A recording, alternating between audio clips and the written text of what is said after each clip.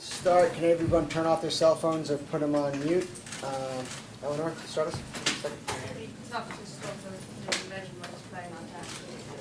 Yeah, he played great today. I didn't really have any chance in the first set, but had an opportunity in the second set to go up a break and a few opportunities, and one of them he actually missed the backhand, which should have been my game. I think for me, it would have been not necessarily would have won the match or anything, just would have given me a bit more confidence because I wasn't really ahead in any of the sets, so that made it tough. But no, he played great today and missed very few balls and didn't give me too many chances. What's your overriding feeling after the match? Obviously disappointment, but do you have some pride in having got that? I'm disappointed right now. I wish I could have done a few things better, and given myself a few more opportunities. But I'm sure tomorrow, after a few days, when everything sort of sinks in, it's been obviously been a very good couple of weeks, and I'll try my best to work on my game, work harder, and hopefully come back and do better next time. Do you feel the deck was stacked against you? I mean, you had that match with the whole club as the #1 seed Saturday, Sunday. Now, no real rest. While Federer was very much resting for this match. Yeah, like I said yesterday, ideally I would have preferred to have been in his position, but I don't think that was really the reason, why he won the match. If he played like that and I was absolutely fresh, I'm sure it still would have been a very tough ask for me to win. But ideally I would have rather had a day off. And you're flexing your knee at certain points. Was that an issue at all? No, I have problems with my knee sometimes in matches, and it wasn't anything that had any bearing on the outcome of the match. Okay. Did losing those break points in the second set and thinking it looked clearly like you missed that shot, did that affect you later on? How did you put that behind you? It was tough at the time, but I also, I think after he broke me in the first set, in the first game of the set, I had pretty much all the chances, in that second set up until when I got broken at 5-6. So, even after that game, I still had maybe a love 30 game, a 15-30 game, and I was having some chances, but just couldn't take them. But partly my fault. I didn't challenge the goal. You moved to number 4 in the world, but do you feel a different player after this experience of this format? Well, I think I've been getting consistently better this year. Each month I've been making improvements. My results have got better. My rankings been moving up steadily, and obviously this has been my first big Grand Slam. I won Cincinnati, which was my first very big tournament, and a lot of things have got much better. But these are the tournaments that I think all tennis players really want to win, and I didn't do it tonight, and I'm going to have to work very hard to do it someday. Howard. Was there something in particular that he did better or differently than in your prior matches against him?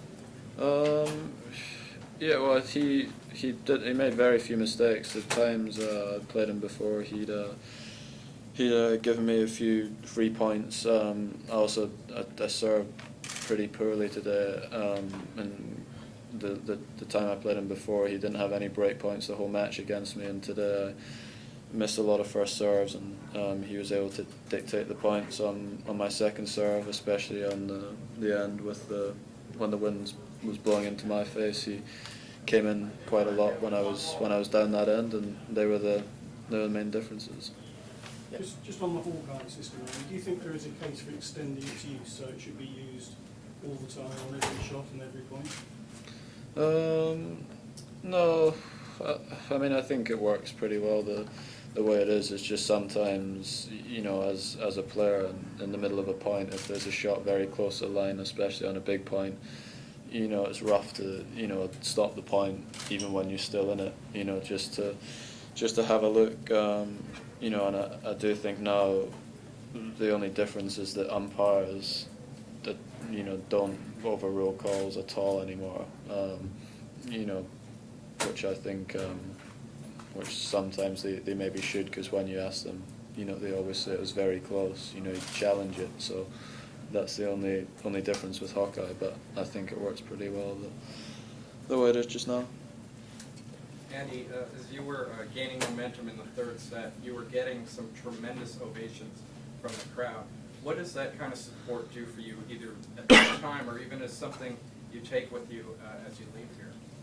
Yeah, I mean, the support that I got in my last 3-4 matches has been awesome. You know, the noise they make here is so loud.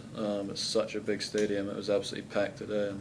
And, yeah, I mean, when you're sort of a kid growing up, you watch those, you know, those sort of matches, and you know, you don't really get a feeling for, you know, what that sort of support's going to be like. And you know, I was very lucky the last few matches that they enjoyed watching me play, and hopefully next year I'll get the same support.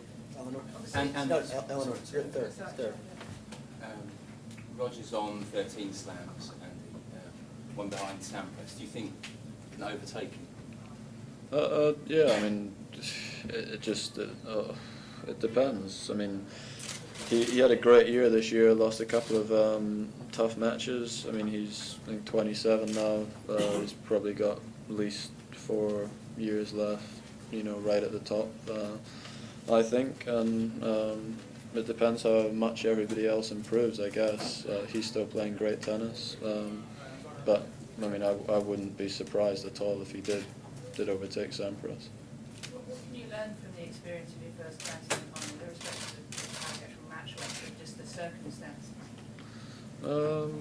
Well, I think the most important thing for me over the whole 2 weeks was physically. I was good. You know, even against Nadal. You know, I had a long match with Del Potro as well, and Meltzer. I had a lot of tough matches, and physically for 7 matches I was pretty good. I can still get better, but that's something that in the past might not necessarily have been the case, and you know, that for me is a very good experience. It's a nice feeling to know that you can last it, and now it comes down to the tennis, and I believe that there's so many things that I can improve on and work on, and that's exciting for me. Andy, Mats Wilander was telling us that he felt he became an even better player for losing big matches, even some Grand Slam finals. Can you see the logic in that? Yeah, well, like I said, I mean, I know mentally now that I can get to get to Slam final, and physically, and the only thing it comes down to is the tennis, and you know, you work harder, you know what things we're breaking down in the match, what things need to get better, and you go work on them, and I hope that this will be the start of big things for me, but I'm going to need to put a lot of work in. Bill? Andy, you said on court that you felt Roger was the best of all time. If you had to boil it down just to 1 or 2 things that really allow him to step up and be a player of what are those 1 or 2 things? I mean, it's tough to say that, I guess, that someone's outright the best player of all time. I mean, Sampras is obviously great as well and had some unbelievable runs, but I think, I mean, I was looking on I was watching on the TV when he was playing against Andreev, and it came up and said that when he'd won the first set in matches and slams, he's won 140